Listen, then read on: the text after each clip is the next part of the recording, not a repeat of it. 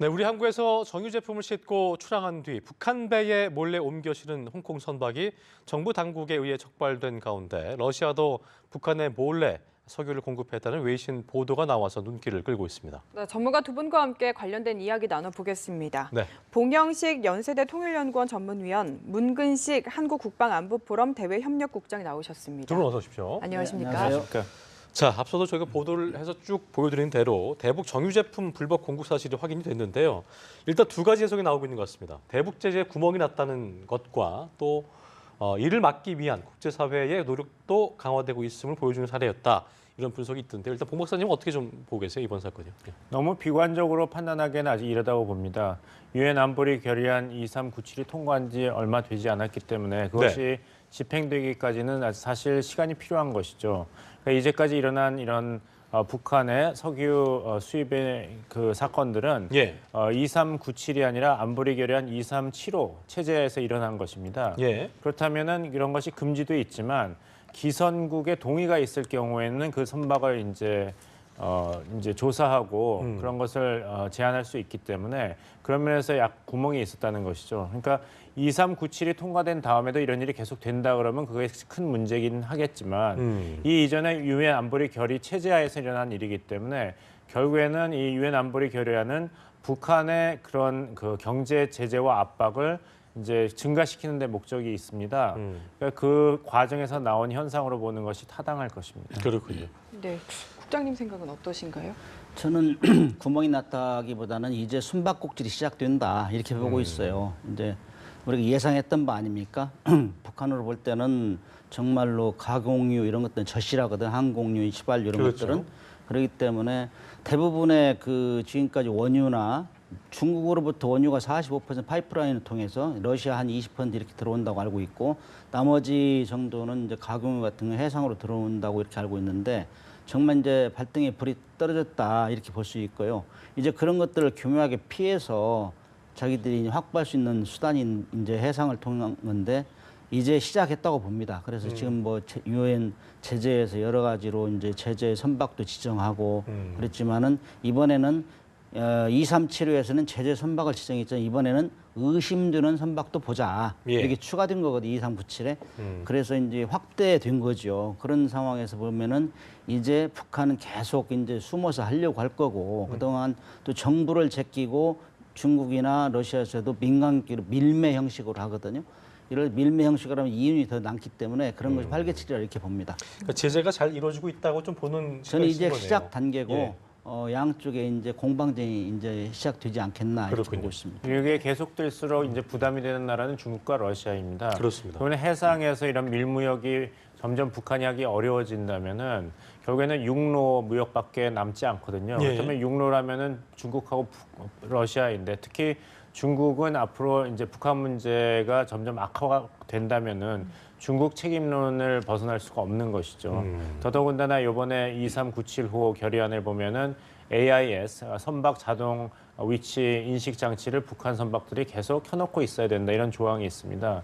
그러니까 숨바꼭질을 시작됐지만 결국엔 북한도 이제 완전히 숨어서 하기는 점점 어려워지는 상황이 되기 때문에 북한이 밀무역을 하더라도 이제는 보따리를 싸들고 배를 통하지 않고 이제 육로를 통해서 해야 되기 때문에 결국에는 중국과 러시아가 과연 북한에 대한 제재와 압박에 얼마나 충실하게 참여하고 있느냐 거기에 대한 투명성이 이제 높아질 것입니다. 그렇겠네요. 네. 근데 이 부분은 좀 설명을 해주셔야 할 것 같아요. 지금 억류돼 있는 윈모어호 이 문제가 되고 있는 이 선박이 홍콩 선박이거든요. 그런데 지금 트럼프 대통령도 그렇고 중국에 대해서 압박을 좀 가하고 있습니다. 지금 중국 선박이라고 사실상 보는 이유가 뭔지 좀 설명을 해주시죠. 지금 홍콩 선적이고 그 대만에서 임대에 사용한다. 그런데 거기 선원들은 또 25명, 23명이 중국이란 말이죠. 그리고 사실 이 배가 그 제재 선박 명단에 올렸음에도 불구하고 빠졌다고 그래요. 그거는 이미 몰라서 그런 게 아니고 중국이나 러시아 이런 데는 그 거래 실적을 보면 다 압니다, 사실은. 그러나 그런 걸 보면 알면서도 불구하고 빠진 거는 사실 뭐 뒷거래 소위 말해서 숨기려고 하는 게 의도가 아니냐. 그렇기 때문에 트럼프 대통령이 센 발언을 했죠. 현행범이다 이런 식으로 얘기했는데 그런 차원에서 보면은 사실 중국과 그 러시아가 협조하지 않으면 사실 힘들어요. 우리가 아쉽게 생각하는 것 중에 하나가 아무리 국제사회에서 공조를 해서 이렇게 타이트하게 컨트롤을 하더라도 사실상 북한이 대외 무역에 의존하는 게 90% 이상이 중국이란 말이죠. 예. 그리고 육로를 통해서 하는 거의 다 이루어진단 말입니다. 우리가 아무리 해상에서 차단하고 납포하고 해도 이것이 굉장히 미미하단 말입니다. 이런 차원에서 보면은 아무튼 국제 공조를 통해서 지속적으로 압박했지만은 실효적인 성과가 얼마나 날지 여기에 대해서는 조금 의문이 됩니다. 그래요. 정유를 주고받은 배, 이 홍콩 배, 라이트하우스 윈모호 그리고 북한 선박 삼정 2호가 그런데 이제 유엔 안보리의 제재의 블랙리스트에서 빠진 것으로 전해지면서 아까 저희 그 윤석희 특파원의 그 리포트에도 내용이 있었습니다만 이것이 이제 빠진 이유 중에 어떤 중국의 개입이 있지 않았겠느냐, 반대가 있지 않았겠냐는 분석이 나오더라고요. 이 부분 어떻게 좀 봐야 될까요? 네, 그렇게 보는 것이 아무래도 타당하겠습니다. 그 스모킹건 증거는 없지만 왜 빠졌느냐를 본다면은 어느 나라, 어느 단체가 가장 이익을 보기 때문에 이런 것이 빠졌냐 이런 걸 추론을 해볼 수 있는 가장 이익을 볼 수 것이죠. 있는 나라가 그렇죠. 예.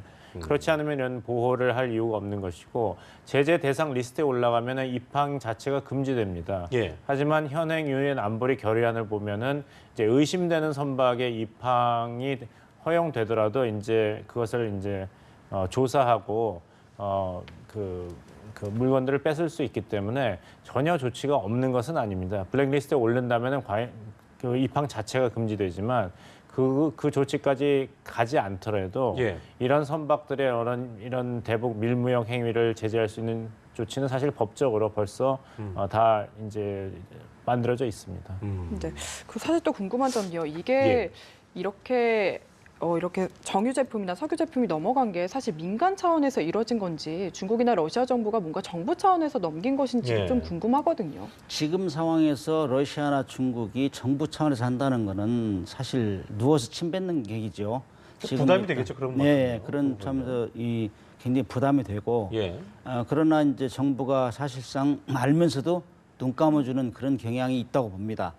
사실 조금 전에 말씀드렸지만은 이 선박이라는 건 거래 실적을 보고 항로 운행 일정을 보면은 다 나오거든요. 그런데 그런 것들이 어떻게 이루어지는가 면밀하게 검토하면 되는데 그런 걸 그냥 그 쉬운 말로 하는 시용만 하고 지금 일단 동참하고 있다 이런 모양새를 취하고 있지만은 실질적으로는 그렇지 않다 이렇게 볼 수가 있습니다. 네.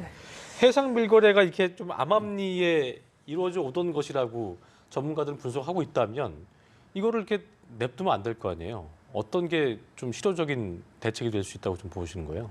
근데 저희가 그 대책의 기준을 어디로 삼느냐에 따라서 평가가 달라질 수 있습니다. 과연 해상의 봉쇄를 철저하게 해서 네. 북한 정권을 압박해서 없앨 것이냐. 이거는 정권 교체 차원이죠. 그렇죠. 그것이 전략의 목표냐. 아니면은 점점 북한을 압박해서 비핵화를 전제로 한 평화적 북핵 해결의 대화의 장으로 나오게 유도할 것인가. 그것이 목적이냐. 그 차이를 저희가 구분을 해야 될 것 같습니다. 그렇군요. 지금 유엔 안보리 결의안만 보더라도 소위 중국이 그렇게 반대했던 민생 보호 조항이 이제는 빠졌습니다. 네. 그만큼 북한 전체에 대한 제재와 압박이 증가되었거든요.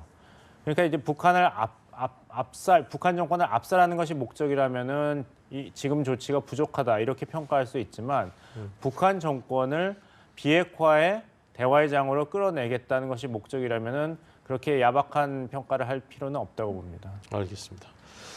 자, 그리고 북한 그의 치안 조직이죠. 인민보안성의 지방 조직이 그 지난 2013년에 3월이었습니다.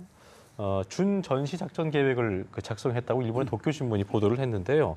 이게 이제 그 시기상으로 봤을 때 13년 3월일 경우에는 북한이 3차 핵실험 한 이후였는데 그 당시 북한이 이 상황을 어떻게 좀 인지하고 있었는지 좀 궁금해지는데 어떻게 좀 해석하세요? 전시 작전 계획은 항상 준비하고 있는 거죠. 그러나 이제 전면전에 선포하지 않은 상태에서 이런 얘기가 나온다는 거는 그들이 가장 주 목표로 하는 게 핵 무력은 어떠한 상황에서 완성하겠다. 네. 이런 의도를 가지고 줄기차게 진행해 왔잖아요. 예. 그래서 3차 핵실험하면은 계속 국제사회에서 정말 지도부를 제거하겠다 이런 의도도 많이 이제 표명했고 이런 것 때문에 상당히 걱정을 했을 겁니다. 그런 와중에서 혹시 뭐 누가 공작을 해서 김정은을 제거하는 자체적에서 이런 것까지 다 고려해가 종합적으로 판단하면서 핵실험을 진행했다 이렇게 볼 수 있어요. 그러니까 쉽게 말해 핵실험을 해도 외부에서 압박뿐만 아니라 내부에서도 그런 가능성이 있다. 이런 걸 염두에 두고 준비를 하는 거죠. 그러니까 외부가 꼭 아니어도 네네.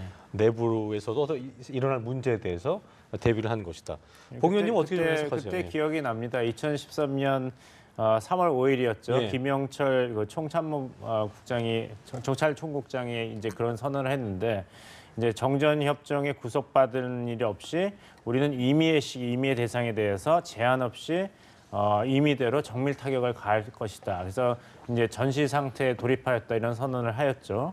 그다음에 2015년 8월에 지뢰 목침 지뢰 사건이 있었을 때 예. 또 긴장이 고조됐을 때 그때 이제 대북 확성기를 다시 이제 가동했을 때도 이제 정시 상태에 돌입함을 선언한다 이렇게 얘기를 해서 긴장을 고조했는데 사실 이제 문 실장님께서 말씀하신 대로 이것은 이제 대외적인 메시지도 있습니다. 하지만 내부적인 결속도 있는 것이죠. 전시 상태에 돌입한다는 선언하면은 아무래도 그 긴장을 고조하기 때문에 김정은 정권에 대한 내부에 불만이 있는 세력이 있다 하더라도 지금 굉장히 그 상황이 위급하기 때문에 결국에는 정권에 대해서 어떤 돌출 행동을 하기가 힘들어지는 것이거든요. 실제로 봤더니만 김정은의 보고와 함께 유사시에 반길 가능성이 있는 자를 철저하게 파악하라고 예, 했다고 하더라고요. 그러니까 예. 그런 기운이 좀 있긴 있었나 봐요. 그러니까 내부적으로. 전시 상태인데 이제 돌출 행동을 한다 그러면 이제 문제가 되기 때문에 문제되는. 이제 내부 결속에서 이제 유리한 그런 상황을 이제 조성할 수 있는 거 정권 입장에서는. 그래서 그때 얘기는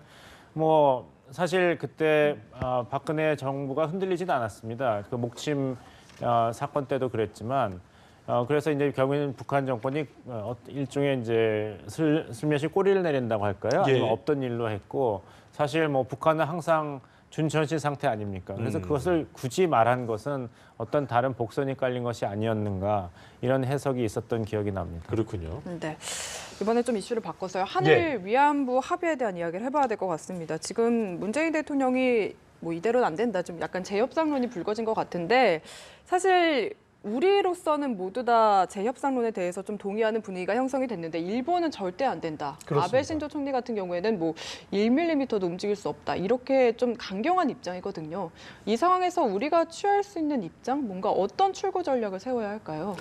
아베 총리가 1mm도 움직일 수 없다. 이 얘기 듣고 저도 상당히 기분이 나빴어요. 정말 기분이 나빴는데 네. 아마 우리 국민들의 감정을 극도로 그런 분들 많이 있으실 겁니다. 정말 네. 기분 나쁘게 한 이 촌철 살인인데 왜 그러냐면은 사실 이 위안부 문제는 우리가 국민 정서가 담겨 있기 때문에 우리가 그걸 뭐 협상으로 한다, 국제적으로 이익을 뭐 이런 거 가지고 사용하면 안 돼요.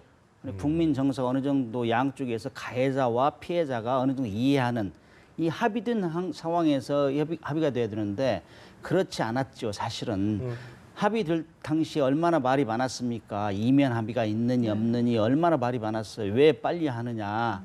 근데 그 당시에도 위안부 할머니들의 의견은 안 들었잖아요. 예. 제가 사실 이 문제만 들으면 저도 좀 열이 올라오는데 제가 독일에 현역 시절에 한 몇 년 있었어요. 한 5, 6년 있었는데 그때 참 지금도 기억에 있는 것이 독일도 전범 국가잖아요. 2번의 전쟁을 일으킨 나라예요. 그렇죠.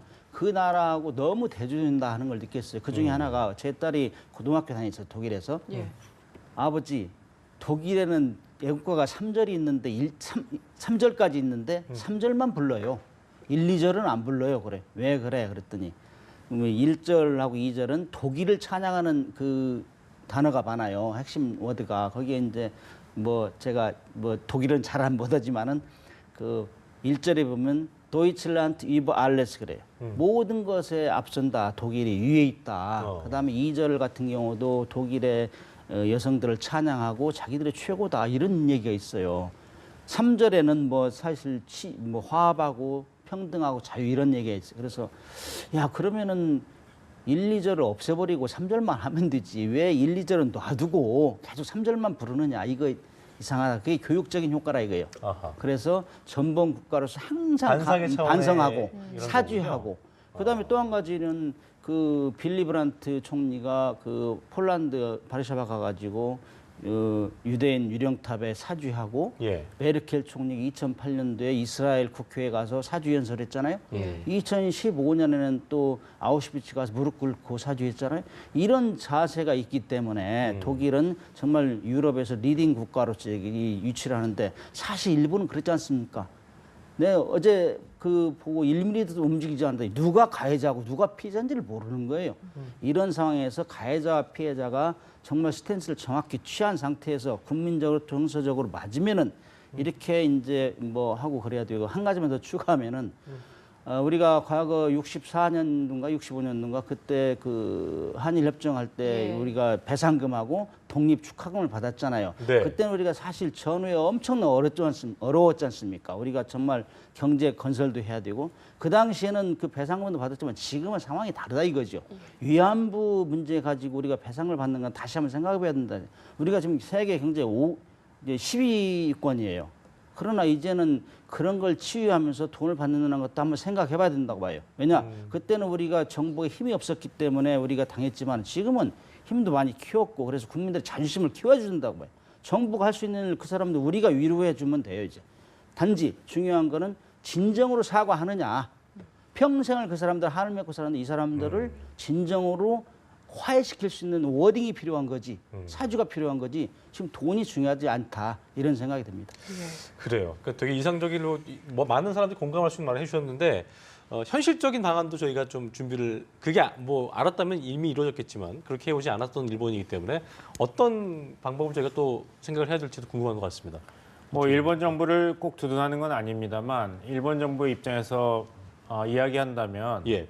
분명히 한국이 주권 국가로서 합의를 했습니다.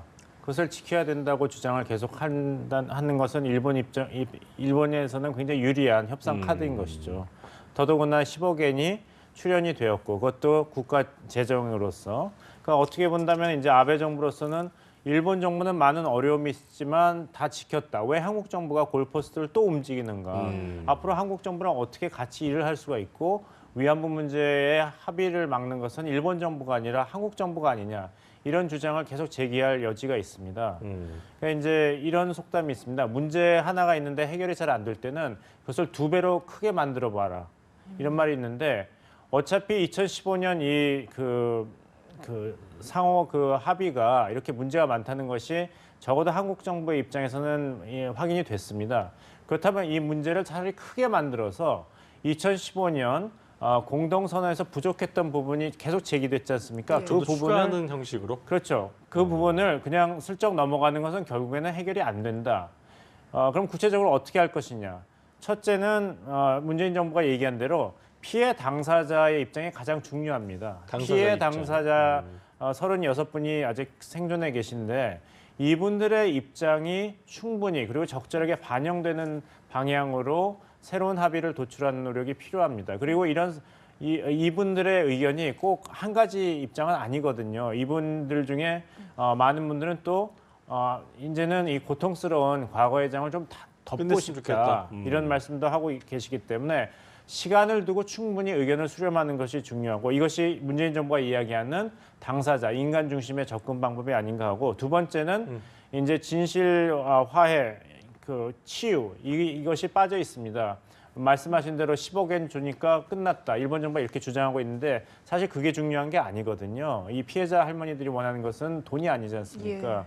그러니까 2015년 합의에서 부족했던 부분, 화해치유재단이 지금 어떻게 될지 모르는데 차라리 화해치유재단을 더 확대해서 2015년 합의에서 빠졌던 그렇다면 일본의 새로운 세대가 이 이슈에 대해서 진실을 알고 있는가? 거기에 대해서 화해치유재단이라든지 양국 정부가 진실 규명과 교육에 대해서 어떤 긍정적인 역할을 할 수 있는가? 이런 점을 새로운 합의에 반영한다면은 지금은 굉장히 어려운 상황입니다만 오히려 이 종군 위안부 문제에 정말 긍정적인 해결을 모색하는 데는 어떻게 본다면은 한 가지 또 지나쳐야 될 스텝이 아닌가 이렇게 생각합니다. 네.